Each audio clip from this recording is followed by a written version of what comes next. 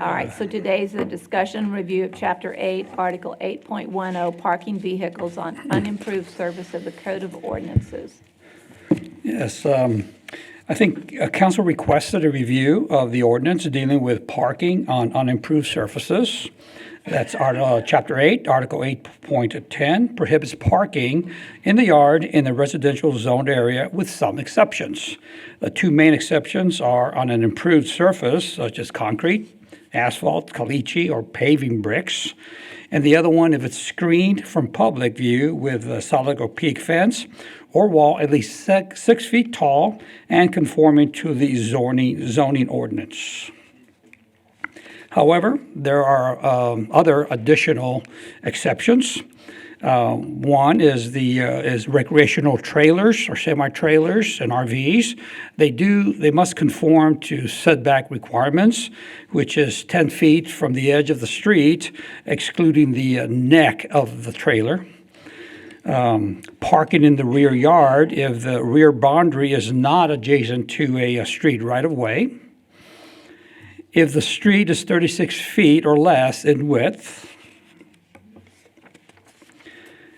If it has a valid handicap license plate or a mirror hanger.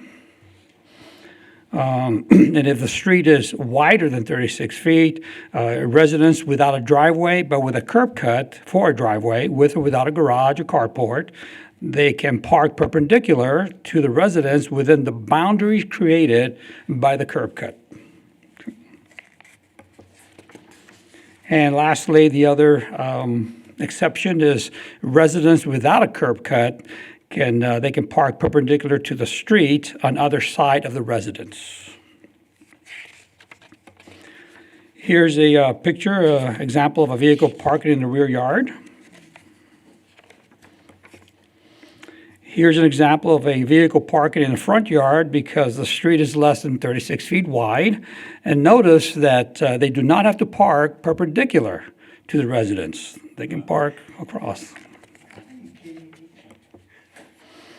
Here's an example of a vehicle parking perpendicular to the residence where there is a curb cut and a carport, but not an improved surface. They can park perpendicular into the boundary of the curb cut.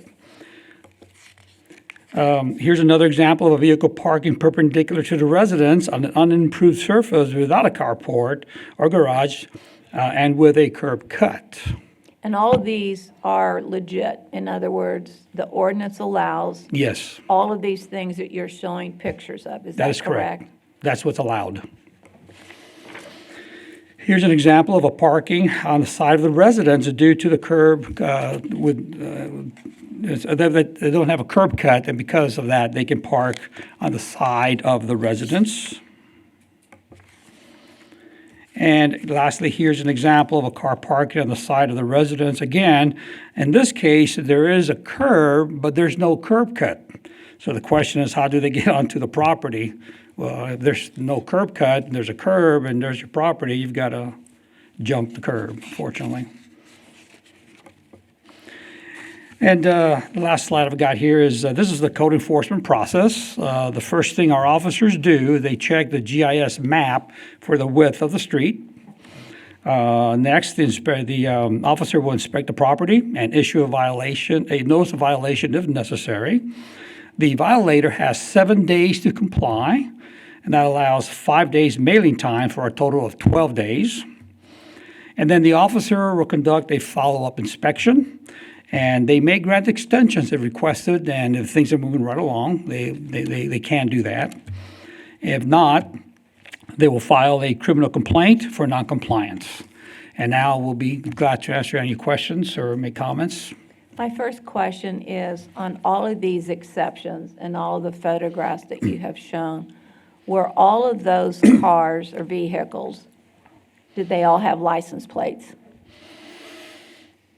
If that's a different question, actually. If it doesn't have a license plate, you can have a car on your property without a license plate if it doesn't meet a junk vehicle description. On the street, they cannot. At that point, the PD will get involved with that. So all vehicles on the street must have a license plate. That is correct, my understanding. Are there limitations to the number of vehicles allowed on a residence or unimproved or improved driveway? No. There's no limitations to there's the no number. So a person could have in their front yard and parking up to 12 vehicles that all have license plates, and it would be legal? So what is the difference between that and what one would call maybe, I don't want to use the word junkyard, but, because it's not, but it is a huge amount of vehicles on a property? We do check for junk and unsightly. This would be, since there are no limitations on the ordinance, we could potentially be selling cars. That's a different issue. That is a zoning problem, and we get involved on that side of the issue, of the equation. We get involved to make sure that they're not selling vehicles. But if they're repairing vehicles for the future sale, Yeah, that's, again, it gets into the junk vehicle ordinance, which is a little bit different, but you can fix your car. However, you have to, if it shows indication of it that it is junked, in other words, if the engine's on the side, it's been there for more than 30 days, that you start looking at a junked vehicle situation. so all vehicles must be in running condition. So They must not meet the junked vehicle description, okay? We can't make you move your car just because it's sitting there, because you can sit there for a year. We don't care if you move it or not. But if your car starts showing that it's looking like a junked vehicle, the tires are off, it's on jacks, part of the vehicle is on the side, the engine, transmission's on the side, big oil spots, then we start looking at a junked vehicle situation. 'cause these are the issues that I get many phone calls on and complaints Yes. about, are the multiple vehicles that don't seem to be in working order and have been on someone's yard or driveway or street for extended period of time with the knowledge that the vehicles are not in running condition or usable. But we won't know that if it doesn't, we don't know if it doesn't run until it starts showing signs of a junk vehicle. In other words, you can have like I said, you can have an ugly car. We don't legislate or control aesthetics. People can have red I like cars. red. Yeah, I like mine. So as we look at your car, we do have to make sure that, again, there's a criteria, and I have my supervisor here, my code compliance supervisor, can get to details if you need that. But it's a whole different part of the ordinance. Today we're just talking about the parking on the front yard, how many can we do, and who's allowed, and that kind of thing. So. Well, I know that I'm just one of many city council members who get constant phone calls and complaints. So Karen, Larry, who would like to go on first? I had one house that had 9 cars around it. A truck that the registration was from 2020, just sitting there. My major complaint is a visibility problem. Neighbors shouldn't have to look at a car lot next to their house. I'm not sure we have the answer for that problem yet. Well, one thing they could do is they can put it behind an opaque fence and keep it out of the public view. That's one way of handling it. And again, if it's in the backyard, for example, they can do that. They can have a vehicle in the backyard. So that's unfortunate, but you can't have multiple cars on your property if you meet the ordinance. I know it's not the best solution, but we do look at it. We always look to see if there's a junk car view situation. We do check for all the things that I just mentioned earlier. Karen? I'll just vote with Larry on this, metaphorically speaking. The abundance of complaints that I hear from citizens that are distressed because they don't want to look at that. Right. They are not the perpetuator of the problem, they are the witness to Sure. the problem. And they appear to have no particular recourse, at least that's how they feel. So if you could advise this body and the public listening and watching what people might do to not waste your time and to also make a productive complaint that might lead to resolution for the visual concerns that they have, we'd appreciate it. We always encourage citizens to call us. Really should do that. Call us, let's take a look at it, because you never know what you've got until our officers go out there. They're trained, they're certified, they've been doing this for a long time. They'll go out there and take a look and see if in fact it meets the criteria for our actions. Unfortunately, a lot of times they do not. They just meet the criteria. Now, can council change that? Absolutely. You can change the ordinance to eliminate the 35-foot width criteria, but then you have a bunch of cars on the street with narrow streets, and there will be no way to get around like you do in Fort Worth in some places. Well, since you brought that up, so then the question mark would be, I have 6 cars. My driveway, I don't want cars in my front yard, and I only have room for 2 in my driveway. May I park the rest of those cars in front of other people's homes legally? So you can use the street for any amount of parking for any amount of vehicles that you have, not just your curb or the curb in front of your house and the parking attached to it. Would that be correct? You can park first come, first serve on the street. You cannot block a driveway, but if you're not blocking a driveway, you can park your car anywhere on the street. That doesn't have any no parking signs. So, yeah, you can park in front of somebody's house. Yeah. Lucy?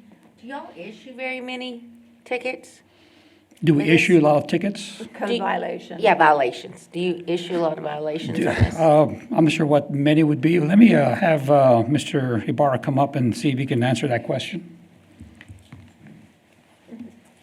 Should we define many? So many's from 0 to 10, and then many plus is 11 to 20, or?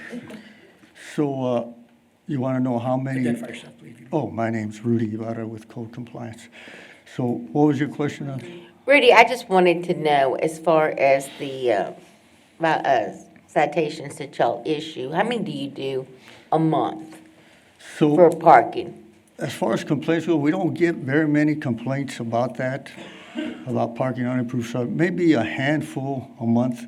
Citations, we may have had in the past year, maybe 3 or 4. And what I mean by citations, we file criminal complaints. Okay. On trailers, repeat this for me again, please, because I forgot the slide. Are trailers allowed to park on the street with no license plate? I'm going to say no. Let's see what No, a license plate allows you to park on the street, but a trailer by itself, unattached, is not allowed to be parked in the street. Are construction trailers allowed to be parked on the street as a work vehicle with no license plate or with a license plate? Again, this may be a PD issue, a question, because it may be a traffic violation, but the rule doesn't allow, or the code does not allow for any unattached trailer to be parked in the street.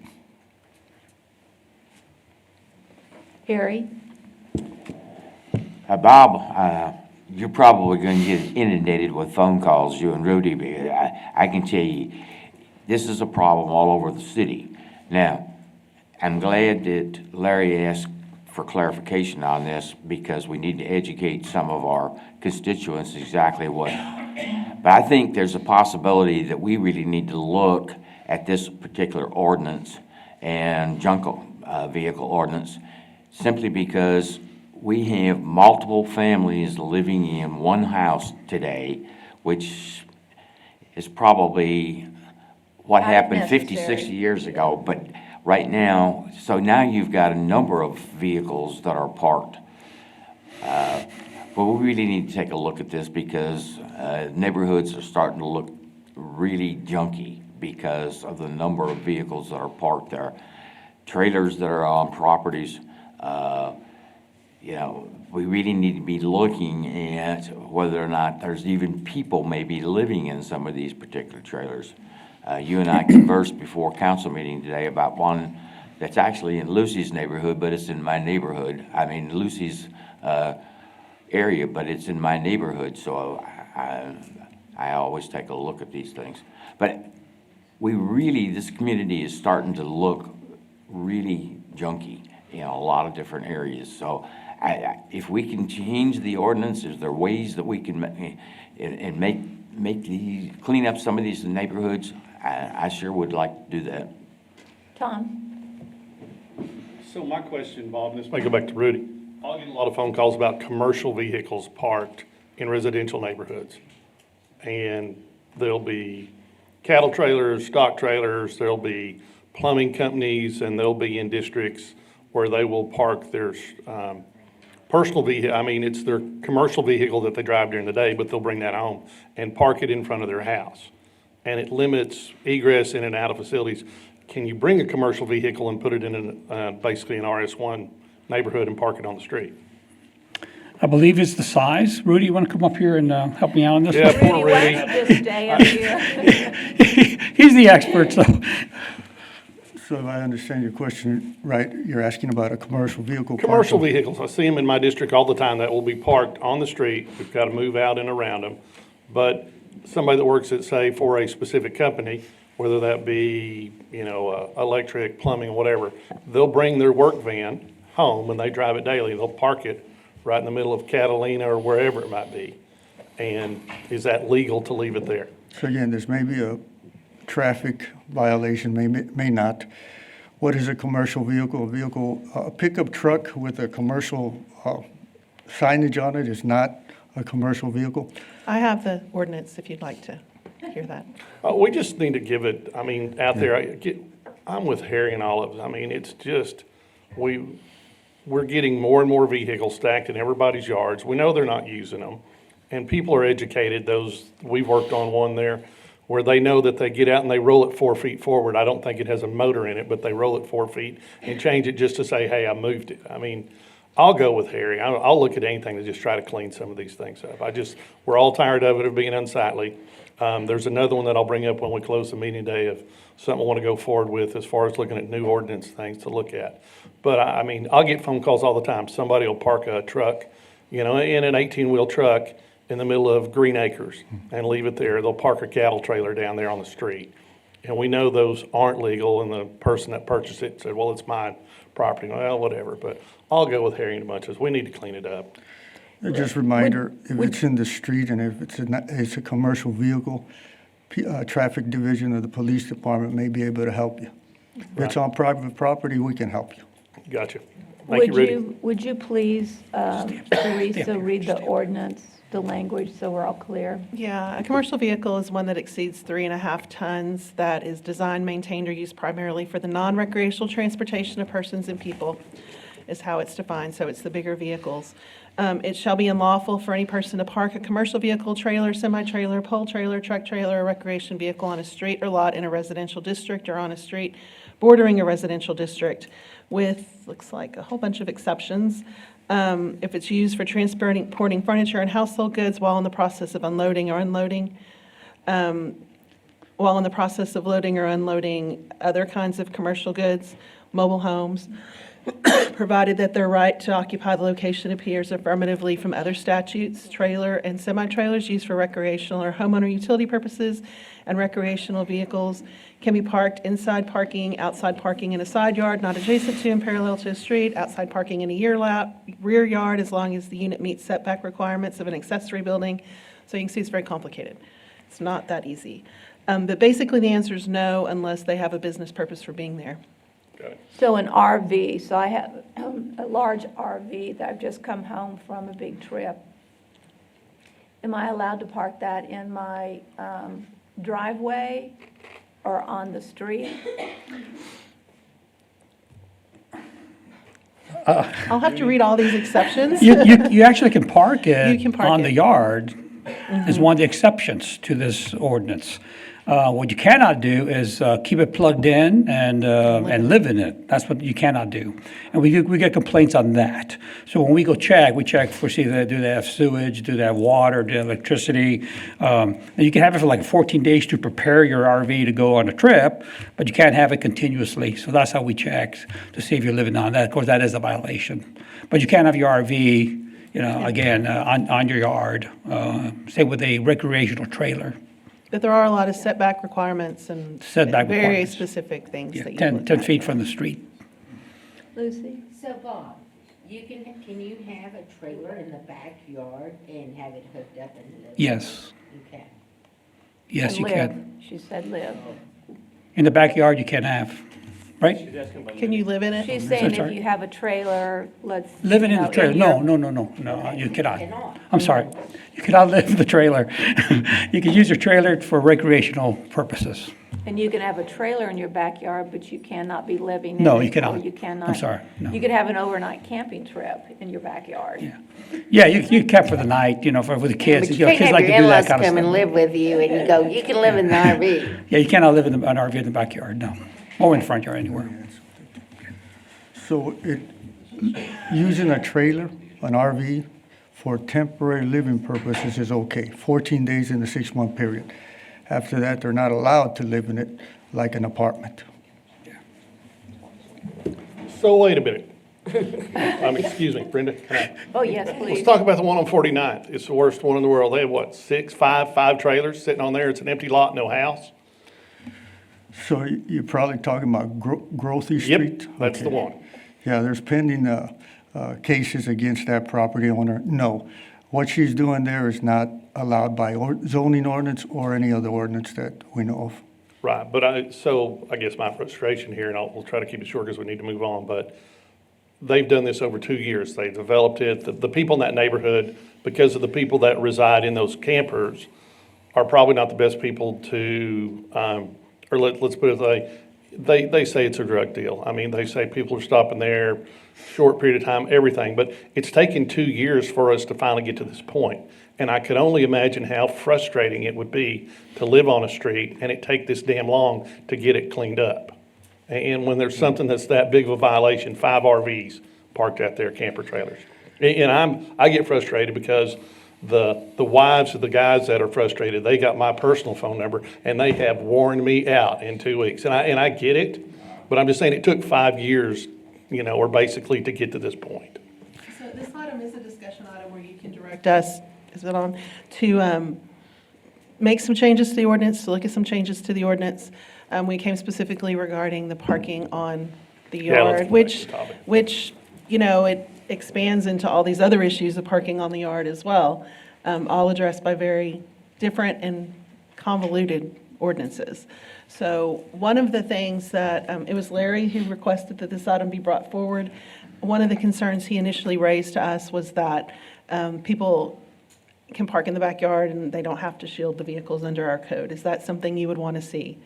One of the things we discussed when we met last week, Rudy and Bob and I, was there's a little bit of confusion within the code itself as to this 36-foot wide street.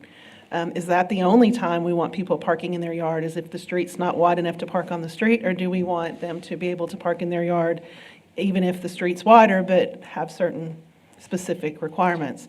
And when the street isn't 36 feet, do we want them to park in a certain way, or is parking haphazardly however they want to park okay? I mean, those are the kinds of things. I think that one reason Bob brings up that they park however they want is that adds to the look of the clutter when you have cars just parked every which way. So those are kinds of the questions that we saw in the ordinance. Some of it I think does need to be clarified because Rudy it's not very clear whether all of those requirements to park perpendicular and all of those things apply to streets that are less than 36 feet wide. So if you have any guidance, we're happy to take a stab at a new ordinance. If you want to leave it as it is and just understand that it's very convoluted and difficult to enforce the parking, whether it's Rudy doing it or whether it's PD, it's a very difficult situation. And there really is no place else for contractors often to park their vehicles, is what they tell us. All right, so I would say the following is that we need to review this ordinance, and I would say we need to clarify some of the gray matter in it, if possible, because it seems like it's anything can go kind of ordinance, and yet, so that's hard to enforce. I would say that based off of the number of complaints that perhaps you all have had, that you know the issues that are top of mind in terms of gray matter and too much leeway, if you will, not black and white enough. I'm going to ask each council member if there's something specifically they'd like to see included or changed in the ordinance so that we're clear as you work on amending the ordinance. Larry? Yeah, I think it needs to be totally reworked, frankly. Sometimes even our laws step in and create conditions where we can't do what we'd like to do. That situation I had, 5 cars parked in the backyard, 2 of them blocking another vehicle that's parked under a shed. That's the one with the 2020 registration on it. It's impossible to see from the street what the other registrations are. My question is, do the enforcement people have the power to go across people's property to inspect those vehicles to see if they're currently registered? I don't think so. We can get an administrative warrant to access property for that purpose. Yeah, there is a process for that. But again, if it's the vehicle's on your property, it does not have to be registered. You just can't be, it has to be registered to go on the street. Then you've got a problem. But you can have a car, and you have a personal car that doesn't look like a junk vehicle, and it's intact, and it just in your driveway, you can keep it there. Now, you can't use it for storage. You can't use it for some other things, but how could we go around, ensuring that everyone moves their car? We just can't do that. That's kind of overreaching, I think. So we have to just kind of trust that it becomes as it starts moving towards a junk vehicle, then we can take action. But otherwise, if it's intact and it looks good, it's sitting in the driveway, old, it hasn't moved because they don't want to register it. They could have reasons for it. It belonged to a mom that passed away, and they just want to, not sure what they're going to do with the vehicle. They could do those kind of things. So it's kind of problematic. But we could clean that up. I recommend that maybe let us go take a look at some ordinances across the state, see what looks good. Some of your concerns, we'll work that out, and then we'll come back to council with a proposal and see if you guys want to maybe make some changes. Okay, that'll be my recommendation. Should the focus be on cleaning up neighborhoods and It would be give it clean, more of an yes. aesthetic look rather than what we're seeing at this point? So it's not so much what's in the backyard as far as registration, it's what it looks like. What it looks in the like. front when people come through. I mean, Harry, would that be safe to say that's a big concern, is the appearance of I the like front? the opaque fence portion of it, because the one that I'm talking about is right there on the corner. Okay. So anybody that drives down that street is going to see this car lot. And is there an interest in having people park in the street if the street is wide enough, or are we okay with letting them park in their yards, disregarding the width of the street? Teresa, the biggest concern there would just be safety purposes, being able to make sure that we have a fire truck that can actually go through there if there's an emergency. So we'd have to take a look at that from the aspect of, is it safe enough to actually park there? So I think we'd have to take a look at the 36-foot width again and see if in fact, if you have vehicles parked on either side, can a fire truck go through there? So we're gonna have to reevaluate, but again, looking at it from the perspective of aesthetics and how the neighborhood looks, I think that's probably gonna be the primary concern. Okay. Any other thing? I just wanted to make a statement. Talking about the street, the width of the street, I know that on Avenue X, where my aunt used to live, the street is so narrow that if a car's parked on one side, when you're trying to get out of your driveway, you have a really hard time because that car's parked there, and there was nothing they could do because they would say, no, they're allowed to park there. So that's one of the problems I think they have in those residents where they do have real narrow streets. So the ordinance could read something about unless it impedes someone else's ability to come in and out of their driveway, then no one should not be able to get in and out of their driveway because of the number of cars or vehicles perhaps parked. And that would be the same fire issue that you're talking about, Yes, ma'am, right? it would. So Yes, with fire if you code and can't some even other get things, in and yes, we out, got then it. how would a fire truck get to that property? Any other comments, Tommy? Just, Bob, as you investigate best practices around the state and other ordinances around the state, other cities, I would also encourage you to check on the enforceability aspect of that particular ordinance. May require a couple of phone calls with someone in that municipality, but to see, how let's just say, how enforceable are the provisions which they have in theirs, so that we operate by a complaint basis. We know we don't have enough code compliance officers around, so let's check on the enforceability of whatever you come up with as far as best practice. Absolutely. Enforceability is key. We also don't want to overreach either. The government must make sure that people can do what they want, basically, as long as they're not impeding somebody else, obviously. Well, it needs to be reasonable. It Reasonable. can't create Reasonableness, yes. undue Yeah. burdens on individuals, which is a Yes. key issue. So our topic today is parking in yards. Do we want to you want us also to take a look at the commercial vehicles portion as well? I would say yes, it kept being brought up, but, Okay. all right, so We got with direction. that, any other comments or direction before we take a break? Okay. Thank you. Thank you. All right, we will take a break for 10 minutes. Oh, wait, once again, I messed up. Public comment, please.